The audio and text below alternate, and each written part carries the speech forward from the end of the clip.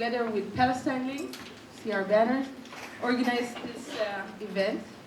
Our guest speaker tonight, Yehuda Shaul from Breaking the Silence. He's not here for the first time. Since its founding in 2004, during the Second Intifada, Breaking the Silence collects the testimonies of IDF soldiers on their conduct during military operations in the occupied territories. It is one of the few NGOs, if not the only one, I'm not exaggerating, that is still able to generate public debate in Israel on military conduct and the occupation. Unfortunately, every year, we have the honor and the privilege to hear Yehuda presenting findings on yet another military campaign. I want to thank the Rights Forum Network for enabling his visit to Amsterdam this time around. We Israelis are familiar with the dynamic of a sudden breakout of violence, the anguish that we experience each time crimes are inflicted in our name, and with our families and friends, their immediate return to normalcy, as if nothing had happened. But something did happen. In Gaza, 500,000 people were displaced during summer 2014. 2,203 were killed, including 60 families who were entirely wiped out. Practically the entire population became dependent on humanitarian aid. The UN estimates in a new report just issued that by 2020, Gaza will become totally unlivable. Some people say it is already totally unlivable. Something did happen, and on an unprecedented scale. I spent summer 2015 grew up in Israel. With Perez Outhoff, my partner, and our three small children. The military campaign broke all records, and it broke us mentally. It was a war vacation in the shadow of Iron Dome and a barrage of rockets, but we were relatively safe. We were hanging out still. We could hang out in Abima Square, going to the beach, to the pool. Occasionally we'd dine out. War vacation meant running to the staircase of the apartment building when sirens went on several times a day. It took us few disoriented days to slowly come to the conclusion that the palpable collective fear all around us is disproportionate to the actual threat. At night, we decided not to disturb the kids' sleep and skip the going to the staircase ritual. Government propaganda, lies, and deceptions to galvanize support for this war was relentless. Deep inside, we believe everyone understands the futility of this bloodbath. Everyone anticipated, as atrocities were carried out, that any ceasefire will last only a short while, and the next military campaign will come, and this one will achieve nothing. Everyone's chance of getting hit by a rocket was statistically negligible. So how come everyone, even in our lefty circles, and I'm talking lefty circles, was so psychologically affected by the explosion sounds? Why was everyone so afraid? Earlier rounds of Hamas terror and buses and markets exploding were much more terrifying. So why? The logic of war normality we experienced in Tel Aviv, how quickly the siren drill became a routine, just confirmed the war's necessity. Soldiers die so that we can live normally, in relative safety. Violence is inevitable because Israel is under attack. One has to understand fully the workings of fascist mobilization through mainstream news, where men, all day long, talk their repetitive, brain-dead military talk. The legitimacy of this military campaign was based on a genuine and widespread social reality of support for any conceivable action to stop the barrage of rockets and on genuine fear. And I'm saying that because I spent much of the summer in the offices of Coalition of Women for Peace. These are one of the most radical groups. We organized a demonstration, and still everyone jumped off their chairs and went completely berserk when there was a siren going. I hope that Yehuda can help us understand better not only what happened in Gaza, but also what allowed it to happen.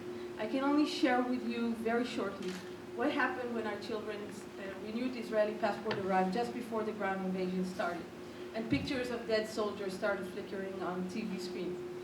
I raised my children as proud Israelis, to cherish and appreciate the beauty of my country, its language, culture, the people we love who live there. Staring at their passports, I had to reckon with the thought that unwittingly, I also transferred the burden of an identity associated with cruelty, horrors, crimes against humanity. And what was all this horror good for? For striking a deal with Hamas, which was already on the table before the bloodshed, a deal bettering Hamas and the Israeli government positions. Israel has been dealing a devastating blow to Gaza, but only those reaping direct profits from it won. And those are the ruling elites tied to the global weapons industry and political elites that force everyone else to accept the normalcy and the permanence of the occupation. In this campaign, the Israeli society as a whole horribly lost. I won't go into details explaining why and how. I have talked long enough, and it is now my pleasure to invite our guests. So without further ado, Yehuda Shaul.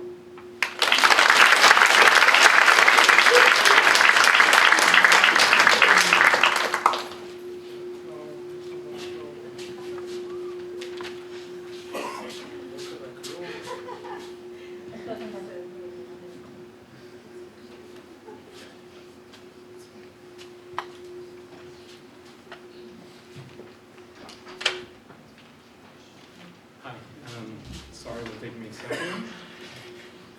This is not a topic that I'm that used to talking about publicly, so I still have to prepare notes.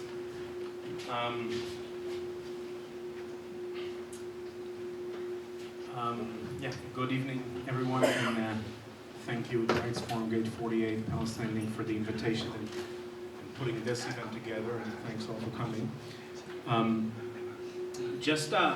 Before I'll maybe introduce myself a bit and breaking the science, and then very quick dive into our findings from our investigation into what happened in Gaza last summer.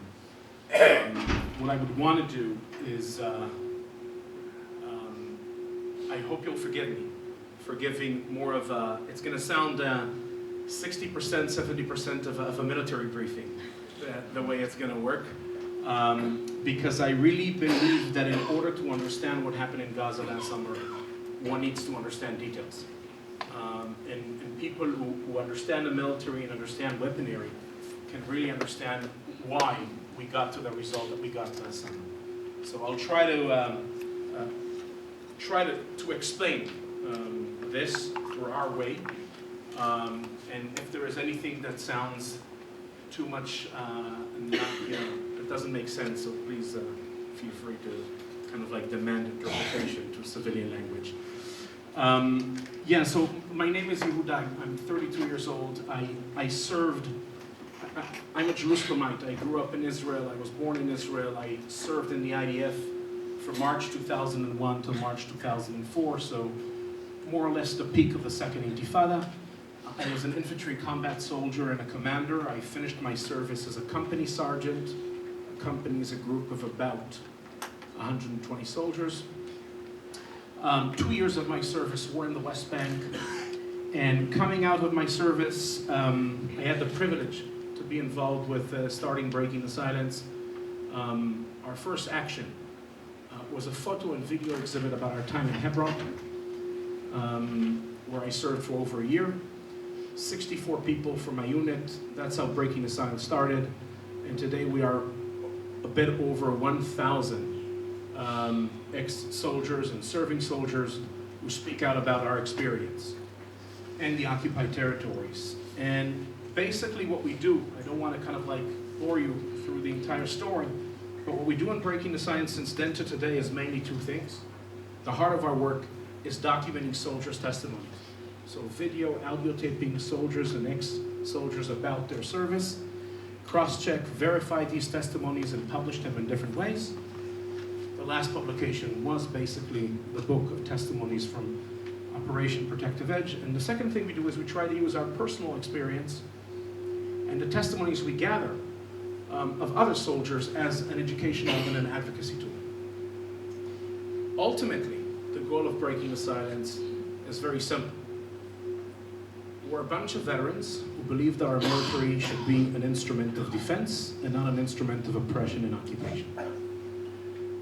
I'm not a pacifist, we're not pacifists, yeah, don't get me wrong. We just believe in this weird concept that people should govern themselves and not be ruled by a foreign army, especially not by our army.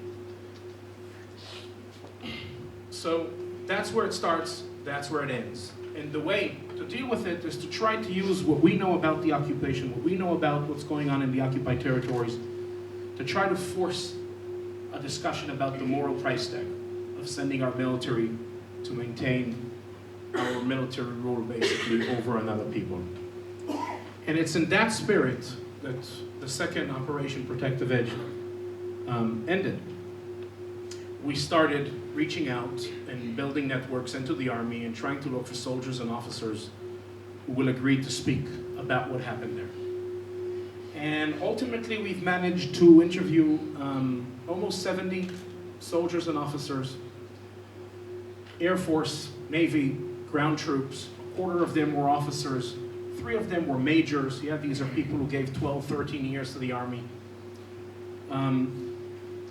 So we kind of, I believe that we got to a place where we have quite an intimate understanding of what happened last summer in Gaza.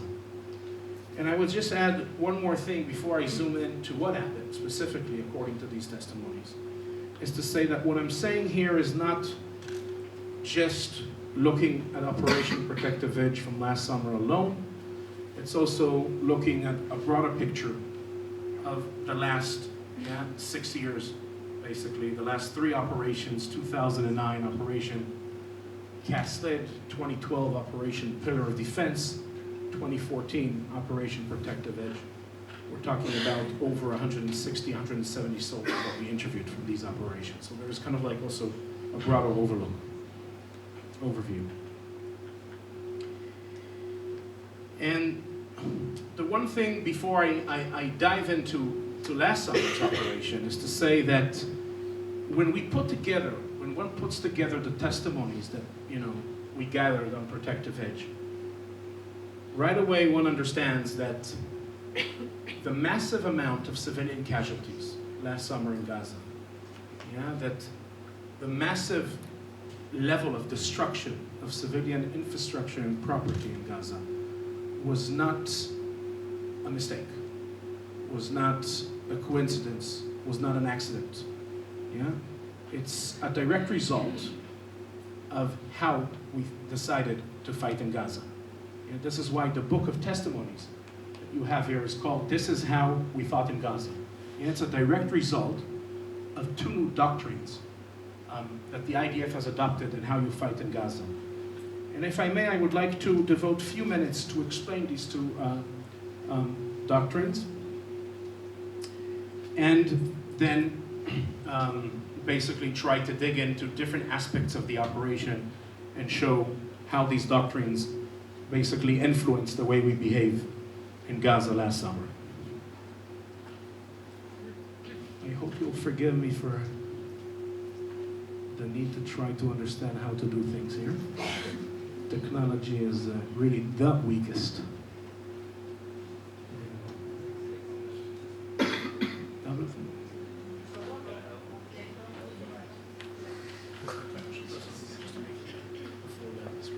Thanks.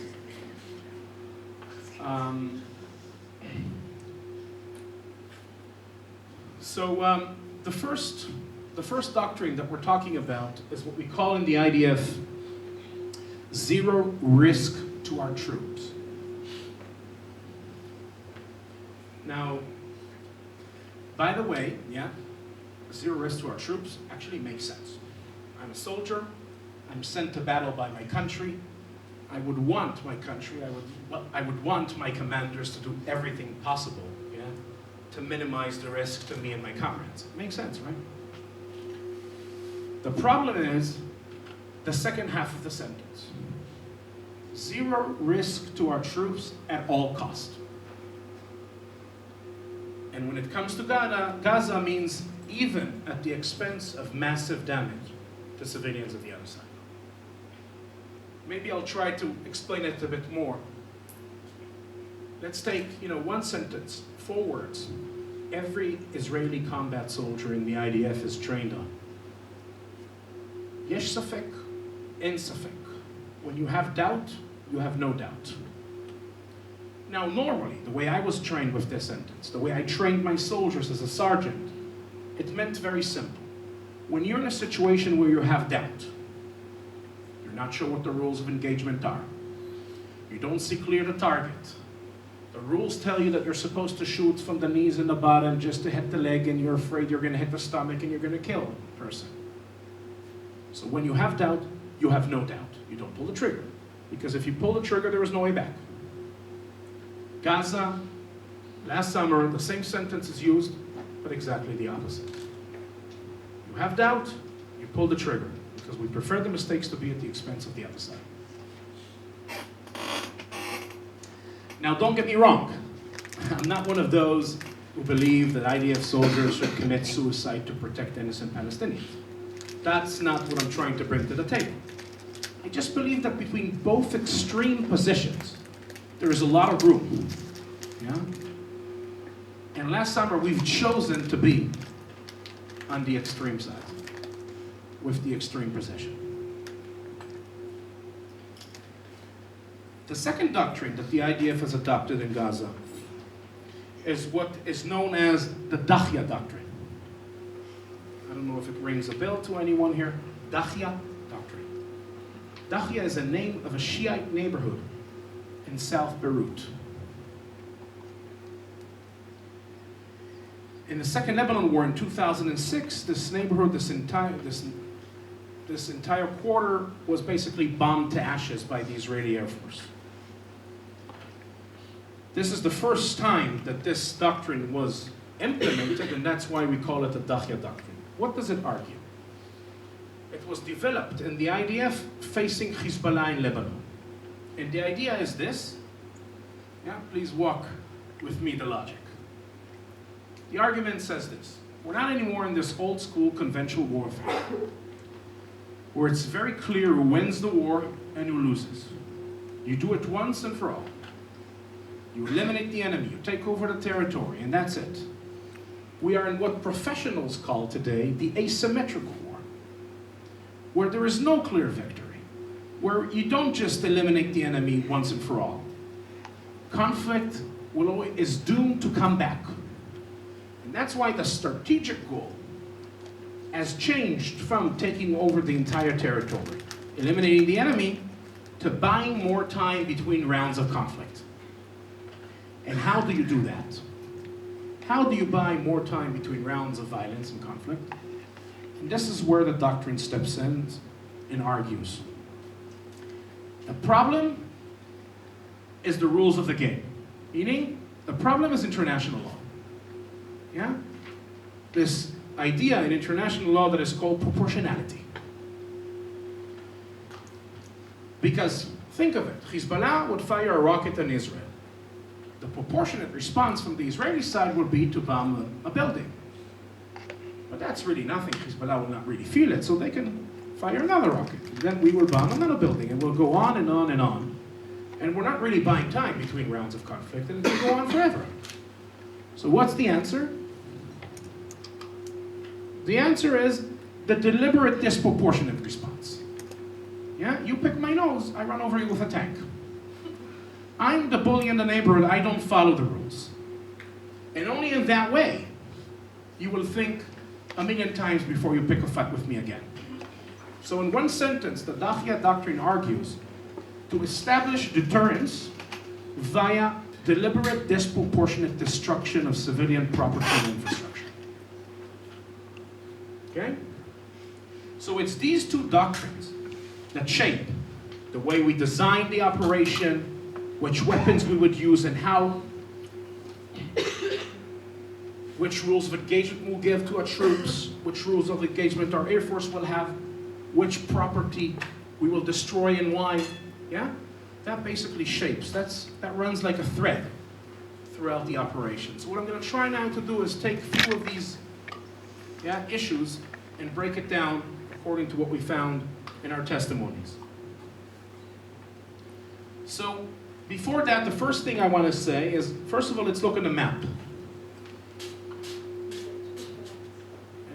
Let's see if I can use this. Yeah. This is going to be the first time. So, map of Gaza. Yeah, just to understand, the operation is altogether 51 days, right? Operation Protective Edge last summer. From a military perspective, the IDF is fighting in two fronts. First one starts in the first day of the operation, it ends in the last day of the operation. That is more Air Force bombardment, using sophisticated missiles and weapons. And the second front is the ground invasion. That is mainly targeted on taking down the tunnels. Okay? Air Force bombardment takes place all over the Gaza Strip. We're talking about an area of what, 1.8 million people? And the ground invasion takes place where you see the arrows. Yeah? Very close to the border with Israel. A kilometer and a half maximum inside.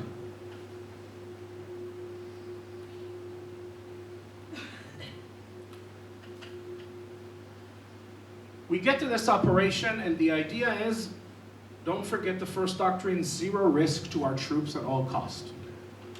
What does that mean? That means that in order to make sure that we minimize to zero the risk to our troops, is we don't use methods and tactics of operation. We use methods and tactics of war, and I'll explain. I know it sounds Chinese. In the West Bank, the typical occupation is being conducted by soldiers on the ground. Foot soldiers do the job. It's more or less a police operation. It's a bit more aggressive, a bit more dangerous, but in a full-scale war, you want to occupy, you want to basically conquer a target, you don't send in your infantry. They'll be slaughtered. Yeah? You need to do what we call in the military to soften the targets. Yeah? The Air Force needs to bomb the hell out of the place. Artillery needs to bomb the hell out of the place. Mortars will fire. Tanks, engineer troops will open the way, and only then the infantry will come to collect the remainings of what is left of the enemy after this heavy bombardment. So this is how we want to fight and protect the village, but the only problem is, this is the Gaza Strip, 1.8 million people. Yeah, what is it? 32 kilometers on 5 to 12 kilometers wide. One of the most densely populated areas in the world. This is not an old school conventional battlefield where in the middle of the Sinai Peninsula we're fighting the Egyptian army in October 73 in the Yom Kippur War. And that's where the IDF came in with a very interesting idea. Leaflets. Warning, asking civilians to leave. Dropping leaflets on the villages in Gaza, asking civilians to leave before we come in. Yeah, this is a photo of a leaflet that was thrown on Bet Lahia, a Palestinian village in the north of the Gaza Strip. One side, the text is very simple. We're coming, we're going for an operation inside by Sunday, 12 o'clock. You need to evacuate the place. At the other side, there is a map. You see the blue area, Bet Lahia, the arrow where you should go. Look at Bet Lahia in the top. You see all the way to the top of the Gaza Strip? And the concept of the army is very simple. We dropped leaflets, we made phone calls, we asked people to leave, we gave them a deadline by Sunday, 12 o'clock. When that deadline is passed, the entire neighborhood is what we call in the military open to fire. That means you can bomb the hell out of the place by the Air Force, by artillery, by mortars, and you don't have to ask twice. I say neighborhoods, Sajaiya, Bet Lahia, Bet Hanun, Khuza, yeah? Names that we remember from the news. Sajaiya, tiny neighborhood, about 100,000 civilians. Yeah, just a small neighborhood.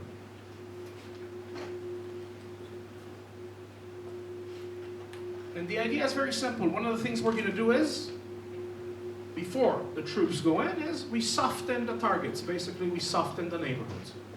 The Air Force bombs the place, and artillery bombs the place. Yeah, this is a cannon of artillery, what we call 155 millimeters. At the end of the evening, you'll be good soldiers, you'll know all the details of these things. But this is something you fire from 10, 15, 20 kilometers away. Yeah? It's not an accurate weapon. The guys who fire it don't really see the target. They get coordinates, they put it in the computer, boom.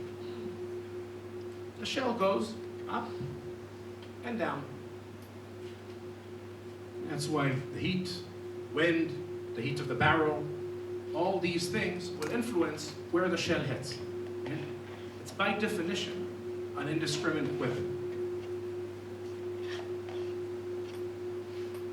One shell, just to give you an idea of what we're talking about. I say shell and it doesn't mean much, so let's try to explain it a bit. One shell is 44 kilograms that explodes and kills people in a 50-meter radius, injures people within a 150-meter radius when it hits. You watch the movies by Hollywood, soldiers or police go into a room, throw a grenade, people die. These tiny grenades, a hand grenade kills in an 8-meter radius, injures in a 16. Okay, these artillery shells are not a toy. They're pretty massive. Now remember, they're not accurate, but because of their huge impact, because of their massive impact, 50-meter radius death, if you hit within 100 meters of the target, that's considered a perfect hit. It's called a statistical weapon. Why? Because there is no guarantee you're going to hit. So you fire a barrage. You never fire one. And as many shells you're going to fire, the damage you will do to the target is more guaranteed and more serious. Only if you miss more than 500 meters, it's considered a miss. And you stop and start from scratch. Now, put this on one of the most densely populated areas in the world, and you start to get Gaza last year. 19,000 of these shells were fired into Gaza. Okay, these are numbers that you cannot even imagine, because I cannot even imagine.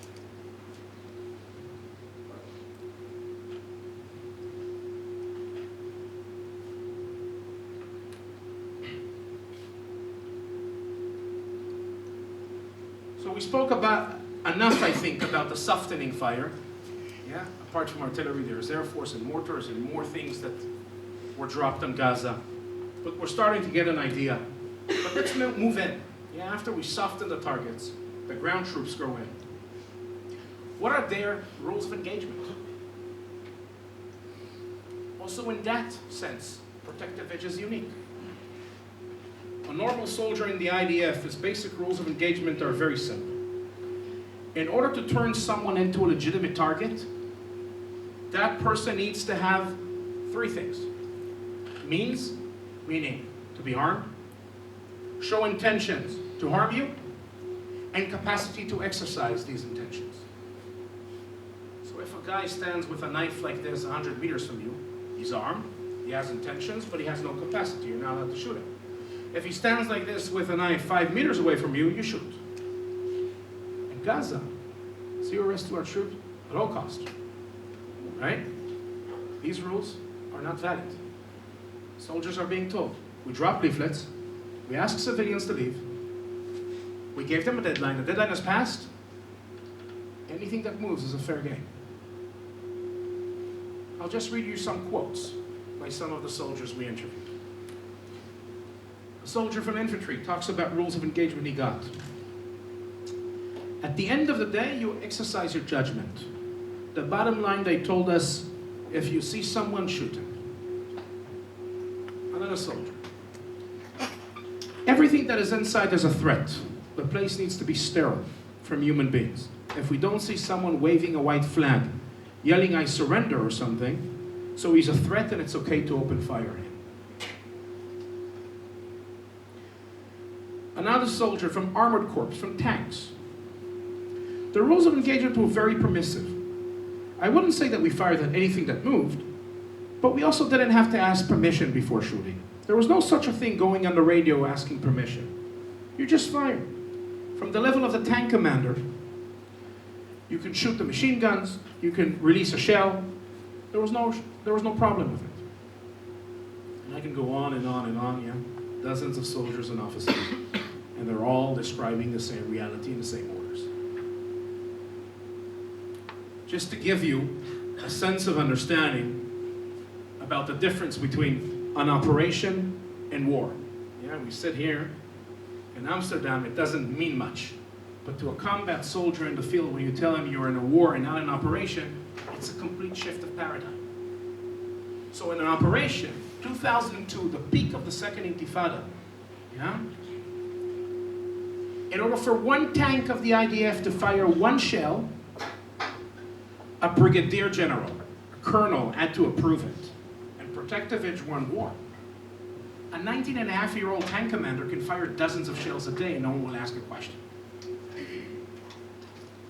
About 22,000 shells of tanks were fired in Gaza. Again, it's not going to mean much. Yeah, these are beyond imagination.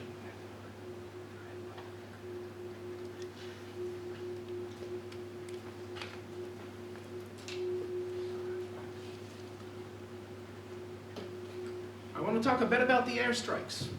You know, when we think of airstrikes, we think of very precise targeting, based on very specific intelligence, on very specific targets, with very sophisticated missiles, right? At least that's what we are told on TV. But yeah, many of the bombardments in Protectovich were very precise. But just like the rules of engagement of the ground troops were very permissive and crazy, the rules of engagement of the Air Force were the same. And when we talk about airstrikes, many times you are just allowed to bomb people, not because you have intelligence about them, but because their behavior seemed suspicious as you watch their behavior from a drone in the sky. I'll give you an example. Rafah, southern city of the Gaza Strip. IDF troops went here, very close to the border in this area. 2 Palestinian women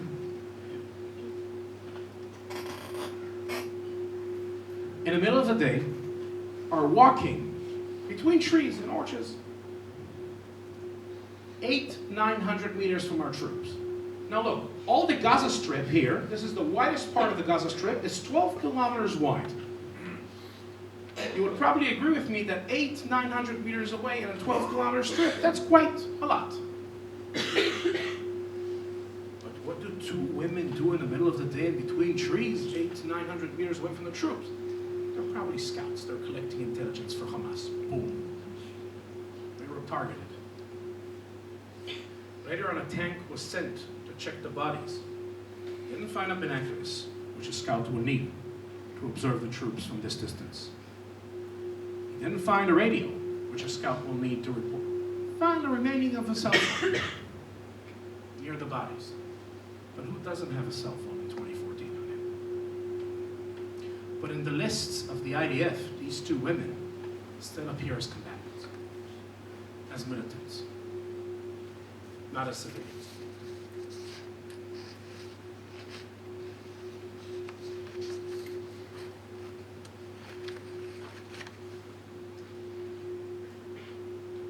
I maybe want to end with the last thing.